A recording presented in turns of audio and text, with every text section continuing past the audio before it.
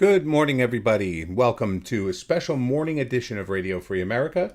We're going to be talking about stuff going on in the news today and a whole bunch of stuff. If you have any questions or comments, please use the Streamlabs link or the PayPal link. All the donation links, crypto links are in the description.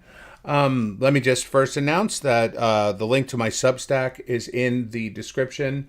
I have a book coming out in June called The Heart of Conspiracy Theory, The History of Social Control in the United States. I was talking about the post. The first chapter is already on Substack and available for viewing. I'm looking for feedback also. But the hardcover, ebook, Kindle, and softcover are going to be available on Amazon, my website, radiofreeamerica.com, and many other venues in June 2023. Also in the description are links to my friend Maiden. She's doing a video game. They're raising money and starting to do some pretty cool stuff. As you guys know, I know generally jack shit about video games, but she's a good person, and if you want to reach out to her, her links are in the description also under Shield Maiden's video game stuff. And that gets us going. I got another couple things that are going to be coming out soon, so I hope everybody following will take it out. Put your questions in the chat. If you know me personally, you can text me, or you can throw them in the Discord. I'll be trying to monitor that as well, but probably will not be doing as good a job. But as I said, we're trying to raise some money today. So if you can put the links in, or the questions in Streamlabs and give a donation, we would obviously very much appreciate it. So what are the questions that I'm being asked the most about these days? I'm being asked about three things. The first is the one that we will get into. I'm just going to pull an article up so that people can check it out. And now it's not showing for some. Oh, there it is. Okay, so people have been consistently writing me to ask what my opinion is about this whole thing with the DA indicting Trump. So I don't think it's as big a deal in terms of what's going on in the country. I don't think that this is really a big deal in terms of what they're doing. I mean, it's a big deal in that a former president has never been indicted for anything, but that's not to say that it wouldn't have happened previously. It very well could have happened previously. It's just that usually a new president will pardon any previous president of any criminal wrongdoing they might have been suspected of. Bush pardoned Reagan, Lyndon Johnson pardoned Nixon. I even believe Bush pardoned Clinton, if I'm not mistaken. But it's just something that people do. So it's really hard to weigh what they're doing to President Trump against what they've done to other people. Now, obviously, I'll preface this by saying I'm not the biggest fan of President Trump. I think that he's a pretty flawed individual.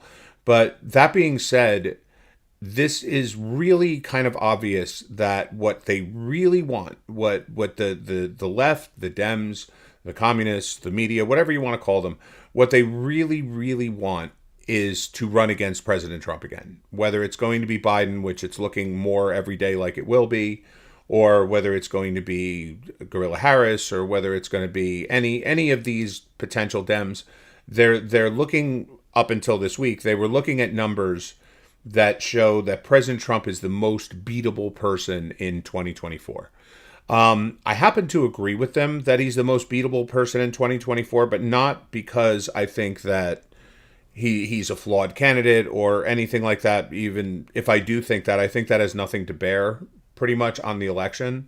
I don't think that DeSantis is going to be a viable alternative in terms of electability. I think that he'll be scorned as a Nazi, and they'll make up stuff about sexual harassment and that he hates gay people and all this stuff, no matter what anyway.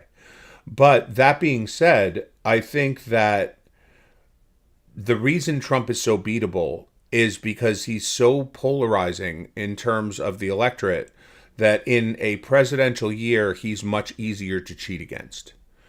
Because he spent so much time after 2020 talking about, the stolen election and how they cheated and all of that. Obviously, he hasn't talked enough about the January 6th protesters.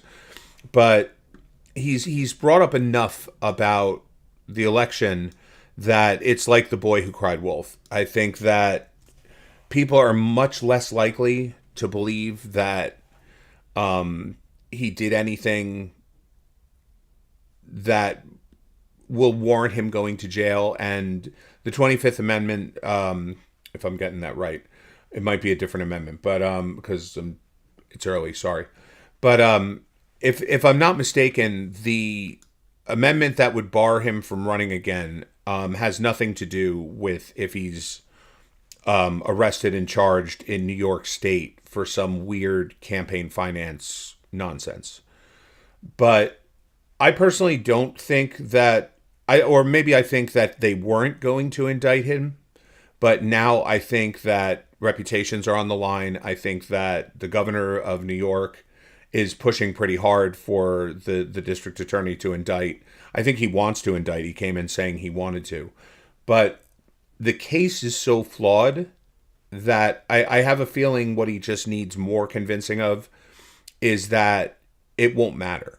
I mean, anyone who is supportive of the Democrats, anyone who's supportive of in New York, which is I think 80 in New York City, which is 80% Democrat, except for like Orthodox Jews, a few Muslims, and Zeldin. I think that no matter what, they already think he's guilty, and even if the case is complete shit, I think that they're going to believe, in the end of the day, that convicting him of anything is good, and it doesn't matter if it's made up. It doesn't matter anything like that, because to them it's just getting Trump. Now, little background obviously is good for. I mean, I assume that most people that watch my show also watch the news and listen to the news, but just a little background. So allegedly, although he denies it, and she said it never happened, and everyone involved said it never happened. Supposedly Trump banged Stormy Daniels, the porn star, a while ago. I think it was like 8 or 9 years ago, or 10 years ago, or 15 years ago, or however long it was. And it was when Melania was pregnant and he was getting ready for a presidential run, but he still hadn't announced yet, so Stormy Daniels didn't really care about any of this. But then, of course, Trump announced, and as it looked like he was gaining momentum and all of that, she saw a quick payday. And supposedly she started making some noise that she had a story to tell about banging a married President Trump, although I don't personally think anyone would have really cared at that time. She pitched it to the National Enquirer. She pitched it to a couple news sources. And again, this was when we were leading up to the 2016 election. Trump was the darling of the media. Like, they were dying to get him to be the Republican nominee. So even if they were interested in this story, which I don't truly believe they were, they didn't run it, and they had no interest in it. Now, this is where the events get a tiny bit murky, although I tend to believe Trump on this.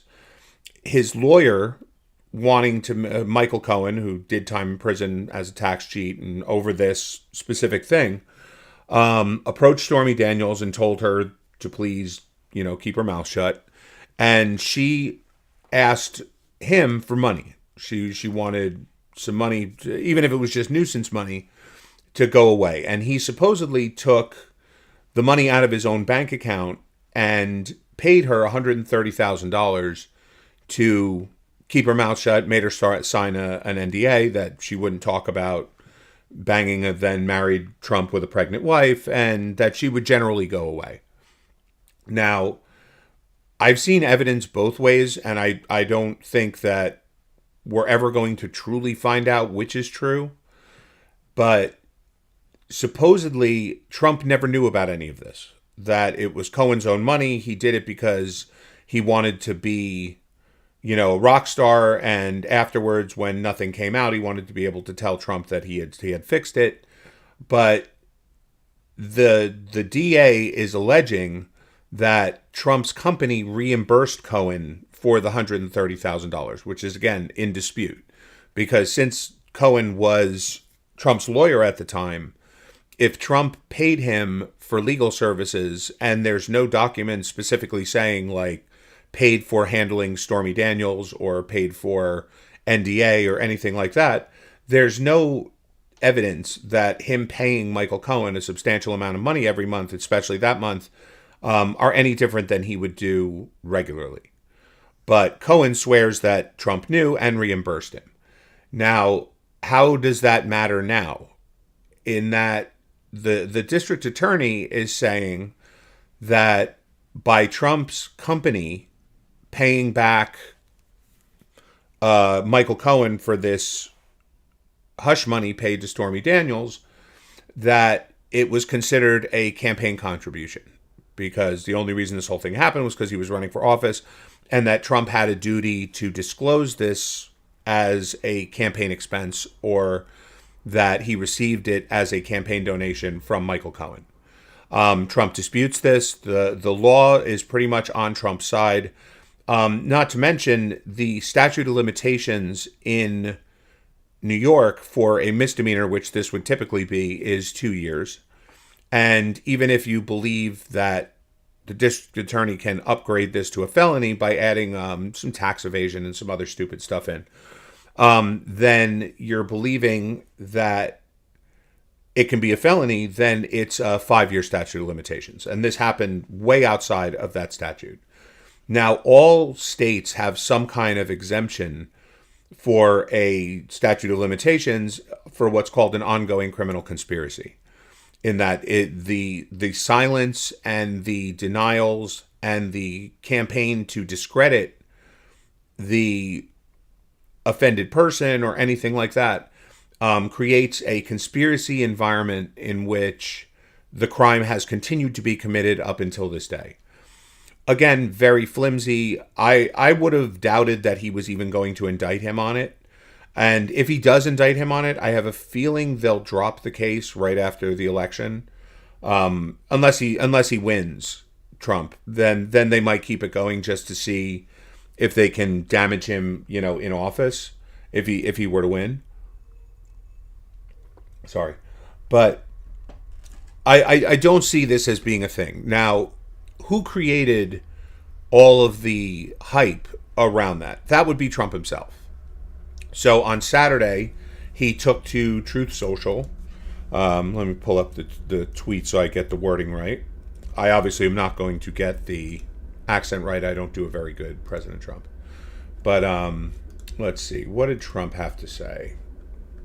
He's been doing his typical ranting on Truth Social the same way he used to do on Twitter. But let's see. Well, I'm getting back to it. Page 2. Now illegal leaks from a corrupt and highly political Manhattan District Attorney's Office, which has allowed new records to be set in violent crime and whose leader is funded by George Soros, indicate, with no crime being able to be proven and based on an old and fully debunked by numerous other prosecutors fairy tale, the far and away leading Republican candidate and former President of the United States of America will be arrested on Tuesday of next week. Protests take our nation back. Now, there's a lot of problems with that statement in and of itself, in that, number one, he said he was going to be arrested on Tuesday and he wasn't. You can claim that was because of the backlash or whatever, but the indication that he was going to be arrested could only come from two things. Either from a leak inside the DA's office, which I don't know how that would make it back to President Trump, but it very well could have made it to the New York Post, because the New York Post published this right around the same time. Or it could have come from Trump himself if the district attorney had contacted the Secret Service or any of Trump's employees himself and was trying to arrange a surrender. So typically what President Trump does is when these things happen, he attacks the person that's coming after him, which, I mean, I personally understand. I would have attacked the DA as well. But at the same time, I don't think that going after Ron DeSantis was the best, thing to do, but it looks to have been pretty effective. Because going after Ron DeSantis, first DeSantis was quiet about it until Monday, and then on Monday he released a statement where, while he said all of the things that they were hoping he would say, such as like, oh, the I don't work with Soros prosecutors, and he basically said, fuck this guy. He also repeated, like, I don't know things about Trump banging porn stars while his wife was married. Like, he basically reiterated the charges and, took a shot at Trump. And then he basically said that this is kind of a bullshit waste of time. He doesn't really have the energy to deal with this, and he wasn't going to do anything about it.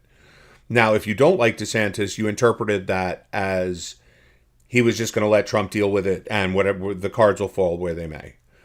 The other way you can look at it is that he was saying that not only is he not going to come to Trump's aid and come out and make statements about what's going on, pretty much, but that he wouldn't cooperate with any extradition requests from the state of New York.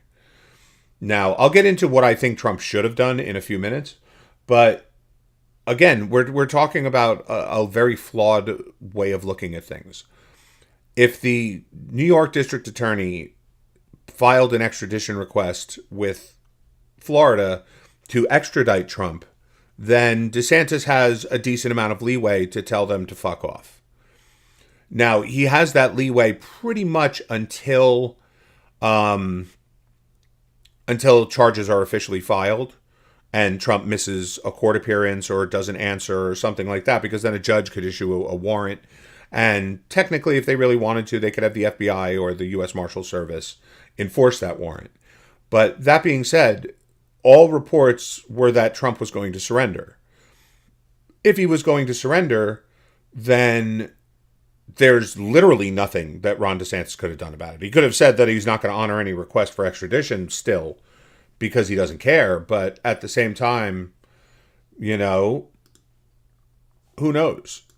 Now, where does this create problems for Trump? I don't know if this does. I actually think he would be in a better position because of this. But he's in a presidential campaign right now, and the second he stepped foot out of Florida, he could be arrested in any state that he steps in. Now, do I expect that Missouri or Alabama or any of those would honor the request and arrest him? Probably not. But I would assume that Trump wants to campaign in Pennsylvania, in Arizona, in Minnesota, in Illinois, in all of the places that he might have a chance of swinging to the red side in the absence of any cheating or anything like that. I would think that he would want to go to those places. Now, I think that a better strategy would be to tell the country that he's not going to go to any state that the governor doesn't explicitly say that he won't extradite. I think that would be very good. I think it would show that Trump is anti-establishment. I think it would make a lot of his points. And I would do huge rallies with TV screens where he streamed in like Edward Snowden does, in the states where they obviously won't agree to that. As I said, Pennsylvania, Arizona, the major swing states, and Georgia and a couple others. I think this would have made Trump, it would have done everything that he had hoped to in spite of his campaign starting to lag. Now, what has already happened that I'm quite shocked about is that it basically destroyed Ron DeSantis for now. Like, as of right now, Ron DeSantis is not a viable candidate. Trump's numbers are going up. DeSantis's are going down. Even some of DeSantis's hardcore supporters are saying that they don't believe that DeSantis's statement or his actions were appropriate, that this is a major miscarriage of justice, and they're generally saying that DeSantis didn't rise to the occasion. I probably agree with that statement, but at the same time, I'm not one to think that DeSantis owes it to Trump to kind of stick up for him or anything like that. I mean, since Trump announced and since he thinks DeSantis is his main competition, I mean, he's called him gay, he's called him a pedophile, he's made up nicknames for him, he constantly calls him a loser. He's even said that his Democratic opponent Charlie Crist was better than him. So, I mean, I don't think DeSantis owes Trump any favors, but I think DeSantis owes his supporters the favor of them knowing that DeSantis would have their back in the absence of, these kind of things happening to them. And I don't think DeSantis rose to the occasion. I think Trump played it pretty well. I think that he dealt a general knockout punch to DeSantis. Even if not now, it will be in the future because he's going to obviously keep bringing this up. I think he's got a pretty solid case to be made to the electorate when he does, if he has to debate Biden or anything like that. I think he has a pretty solid case that he could say that they're persecuting him for nothing. The one caveat for all of this, of course, is that the Georgia case might go forward. Now, that's another thing about this case that's in Trump's favor, is that the Department of Justice already looked into this and declined to file charges. Mueller looked into this and declined to file charges. The Federal Elections Committee, which was under Biden at the time, looked into this and refused to press charges. And the lawyer for Michael Cohen at the time, before he went to prison, has already come out and said that his client is lying and that Trump had no idea about any of this. And this backs up what Michael Cohen originally said. So I see that someone said that they think DeSantis is a Soros-paid bot. I think DeSantis is a politician. I don't think there's anything particularly great about him. I don't think there's anything particularly negative about him. I think that he would act in D.C. generally the same way he does in Florida, except for he might be more hawkish on foreign policy. But I don't even know if that's true, because he does prove that he has a bit of a spine problem. And I have a feeling that if the neocons got a hold of him and said that they were going to, swing support against him or work with the Dems or whatever it may be, unless he invaded a country or unless he supported Ukraine more or some stupid shit like that, I think that he would probably fold. I think that Republican support to him is more important than any kind of principles or any kind of need to do just what's best for the country. Again, I'm doing this to raise money, so I hope that you guys can give donations. But again, I don't need donations in order to answer questions. If not, I'm going to move on to what I've gotten at least 5,000 messages, emails, calls, texts about, and that's to explain what's going on in Israel with their judicial reform, with Netanyahu, and how does this relate to the wider case of what's going on in the world, the U.S., etc. So, before I get into the background of just what's going on in Israel, there's the background of there are certain leaders. I was discussing this yesterday with TFM on the Morning Constitutional. There are certain leaders that have just been targeted by what do you want to call it, the WEF, the globalists. I don't really have a particular preference on what you call these cretins. But there have been a certain group of leaders that have been attacked for being populist, for being right-wing, for being anti-globalism, whatever you want to call it. And some of them have fallen in line and kind of gotten off the radar of these people. And some of them have been deposed. Some of them have been pressured to cuck. And one of them is Benjamin Netanyahu. There's also Bolsonaro in Brazil, Viktor Orban in Hungary, obviously Putin. I forgot the guy's name, but the leader of Poland, who has basically, kind of given up on most of his principles and just cucked. But there has been a concerted effort against these politicians that isn't just homegrown, although it takes its greatest form in homegrown politics, but is global in nature, in that the coalition of global leftists have gotten on the side of pressuring these leaders. Now, let's do the best to give some background on what's going on with the judicial reform in Israel. So Israel has had 5 elections in the last, I want to say, 4 years. Their government has been incredibly unstable. Netanyahu has won each election in that his party has gotten the most seats in every election since this whole thing started. But he hasn't, and no party has had this in, I think, the history of Israel, or if not, it's only been once or twice. No party is, his party doesn't have a majority in their parliament. So he's not able to pass laws without the support of other parties.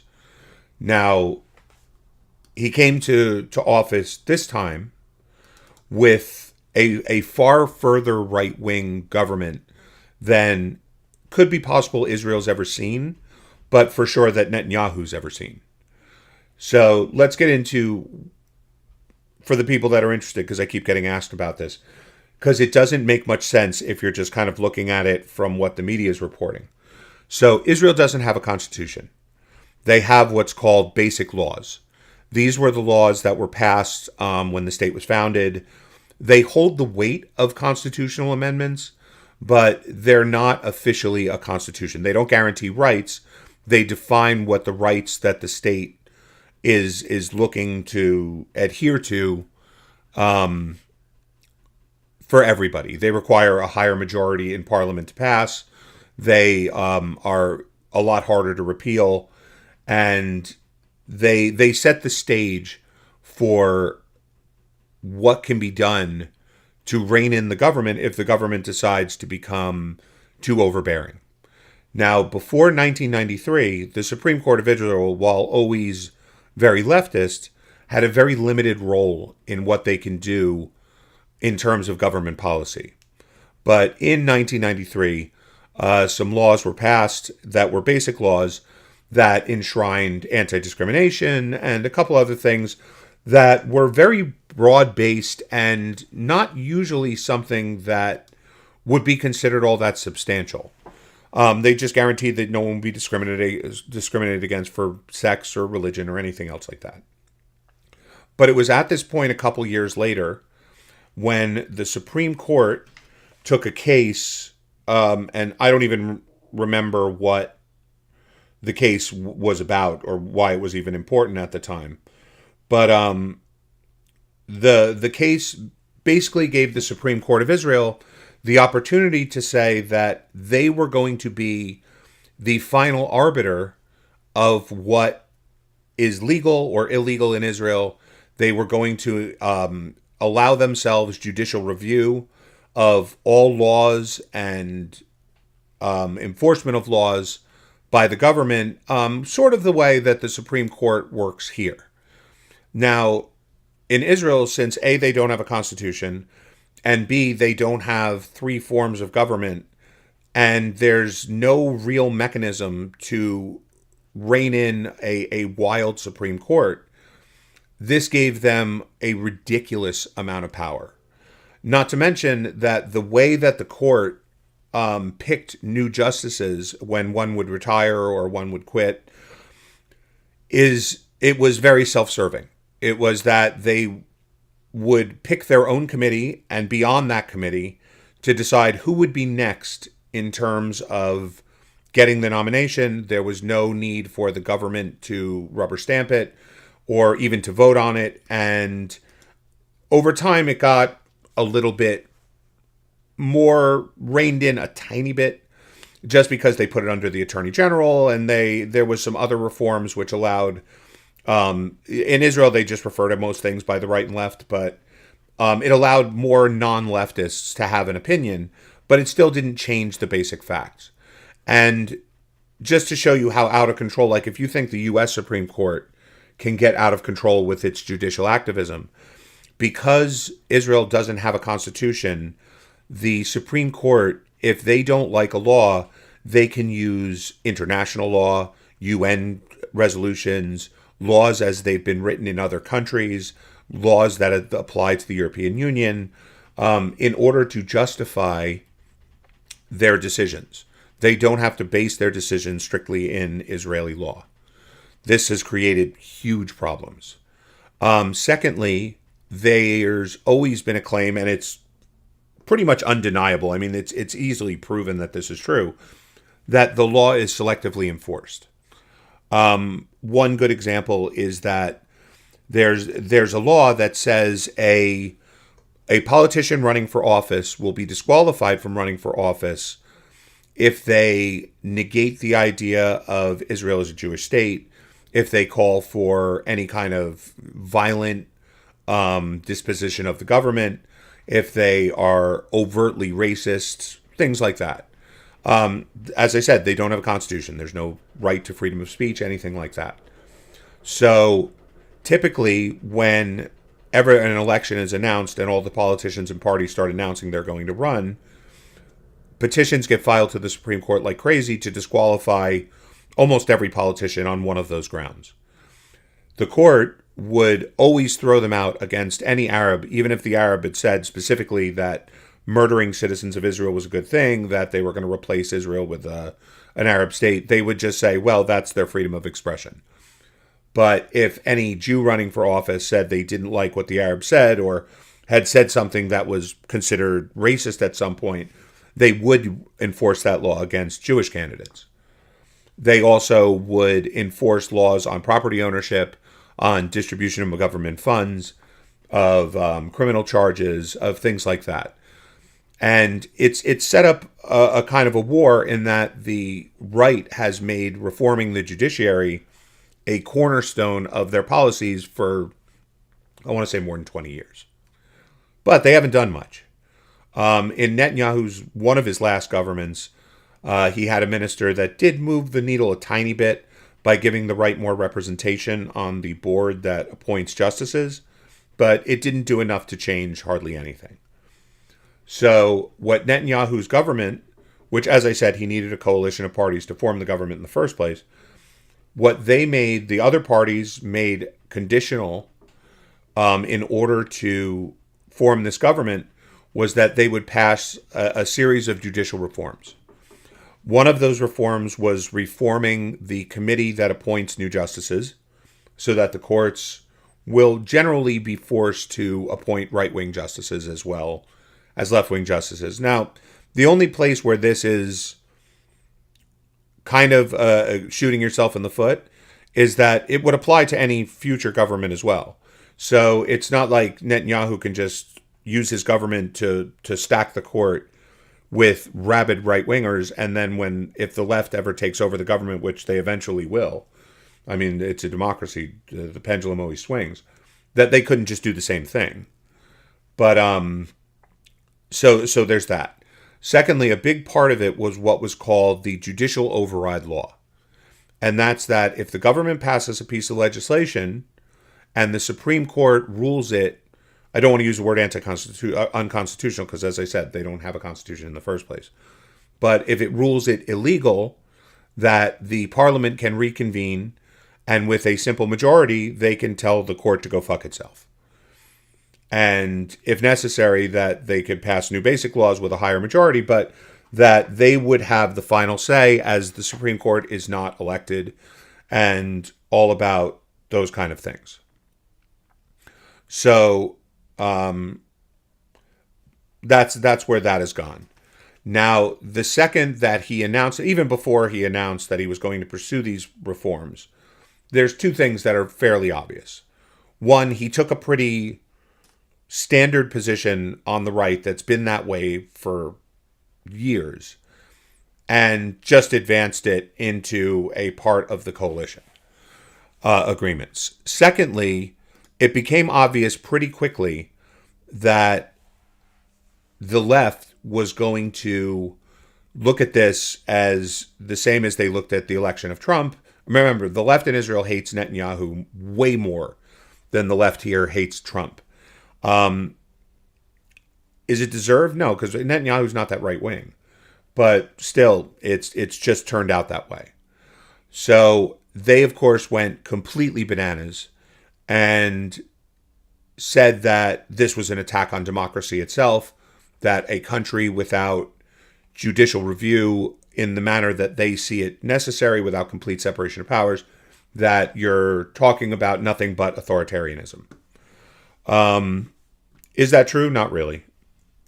I mean, you still have, no matter what, you still have a parliamentary system there. So even if you're saying it's authoritarianism, in the end, unless they pass some law giving them absolute power or, outlawing the left from running for office, there's no authoritarian bent here. But we don't live in normal times. And internationalists, globalists, whatever you want to call them, they are gathered and are using their considerable influence to attack Netanyahu on all of these things, and also to use their considerable weight with Israel to make Netanyahu understand that this is not going to happen. There have been protests of hundreds of thousands of people every day. They're run by communists, like they have communist symbols all over the calls to protest. I mean, it's generally the BLM protests, just not as violent. But now this creates a real dilemma for Netanyahu. One, Biden and the European Union, where Biden gives political support and the European Union is their largest trade partner, the country of Israel, they could really fuck over Israel bad if they decide to take a firm stand on this. Secondly, if Netanyahu, now listen, he's already kind of calmed, offered some compromises, but they're kind of bullshit compromises that don't really matter. If he negotiates or if he just abandons the reform completely, he'll be done. The weakness that would show would completely demoralize the right. The coalition agreements that were signed with the right-wing parties would be thrown out the window, and the right-wing parties would be forced to either admit that they were never serious in the first place or just leave the government, and then they would go to new elections in which Netanyahu would probably lose. He doesn't have the ability to just stop this kind of thing. He has about another month before it's going to come up, or in the way that a bill passes there is they read it before Parliament, it gets voted on, then they have to wait 60 days, then there's 2 more readings, and if it passes both those other readings, it becomes law. I think, personally, that Netanyahu's gonna pass it. I think that they're still going to go just as apeshit as they always have.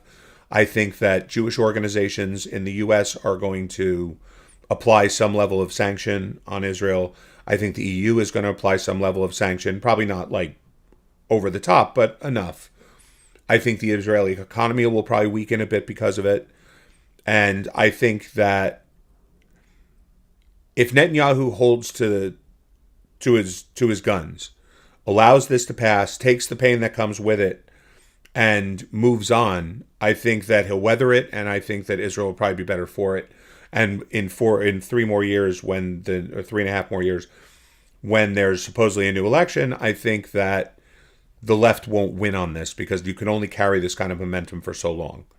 The left is hoping to bring down his government now when they do have the support, because the few seats they would be able to sway to their side would give them a majority in the parliament. I think that's what they're trying to do. Plus, they're trying to weaken Netanyahu so he won't do anything further. And that's generally it. But I think that what you're seeing here is what you're seeing everywhere. Like in Brazil, there was blatant cheating, and there were general protests that were much larger than these stupid protests in Brazil. And Bolsonaro was forced to flee the country. Like the same people that guaranteed Zelensky that we would support Ukraine to the last drop of blood were saying the same thing about Lula in Brazil. So Bolsonaro really, they got rid of him. I mean, he's in America now. I don't even know if he can ever go back to Brazil, or he might get arrested or killed. So Orban was the same way, but he's since weathered most of these storms because constantly the EU is telling him he has to take more refugees. He can't pass laws that benefit families and not homosexuals, that he has to allow for Soros-funded universities, all of this shit that they keep running on Orban.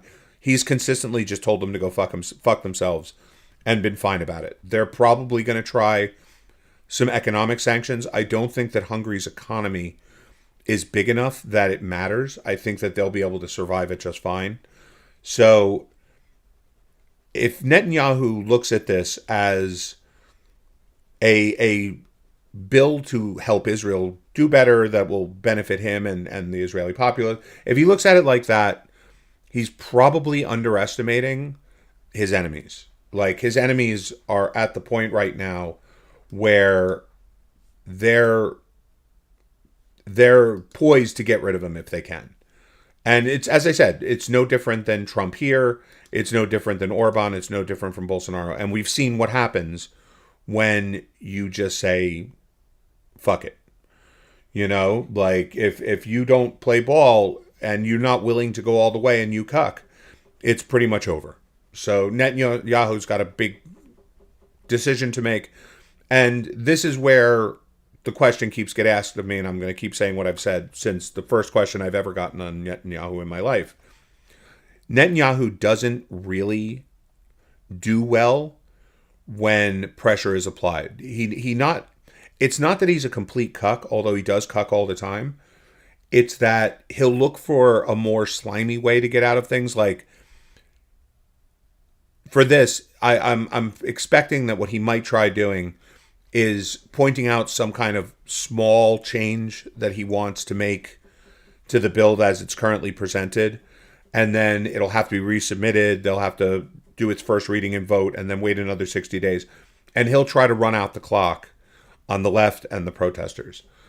Could that work? Things are getting pretty bad in the world. The banking system's completely fucked. And so much is going on. Maybe. It's a possibility. But more than likely, he'll have to make a decision on this one way or the other. And who knows? I was asked by demographic replacement, Apash ideas. Listen, I'll say this here, and if you want to put it in the Apash Discord that I said this, I'm perfectly comfortable with it. I'm perfectly comfortable with you messaging me, and we can talk privately. As you know, the scumbags stole a bunch of money. I called the FBI. I filed the report. Everything is going fine. And I'm expecting action at some point soon. Until that happens, I'm not going to make comments in those forums because people have been trying to use those comments that I make against me or anything like that. And I want to make sure this gets resolved, the money's returned, and that everyone is able to move forward. I have a bunch of ideas. I have a bunch of things going on. I've already done a ton of work on it. I'm very much hoping that it's going to be back in a couple months. But until then, I'm only willing to talk privately or on my YouTube channel about it. Because as I said, I'm not giving them the rope to try to hang me or anyone else with. And that will wrap it up for today. I'm sad that we didn't get any donations. If you guys can see it in your hearts to help me out at this very, very, very difficult time, I'd appreciate it. The Streamlab link is in the description, as well as my ETH address or PayPal or Cashapp or anything else. I'm going to try to come back later tonight or maybe later today, but very unlikely. But I will be back tomorrow, Sunday, Monday, Tuesday, and you're going to see a lot more. Please take a look at my Substack and subscribe. The first chapter of my book that's coming out in June, Conspiracy Theory, the History of Social Control in the United States. The first chapter's there. I'm looking for feedback. I'm looking for people to talk. Thank you guys very, very much for joining me today, and we will talk soon. Thank you. My fellow Americans, tonight I am speaking to you because there is a growing humanitarian and security crisis at our southern border. In all honesty, a border wall or steel slats won't work. But great bodies of water will separate us from the horrible Mexican rapists. Introducing the 2019 Trump Great Border Moat. Stocked with the most aggressive penis fish, incredible man-eating alligators, and unbelievable genetically modified moose-cocked rape dolphins as well as flying, migrant-eating sharkfish. So incredible. I swore to protect our country, and that is what I will always do. So help me God. Thank you and good night.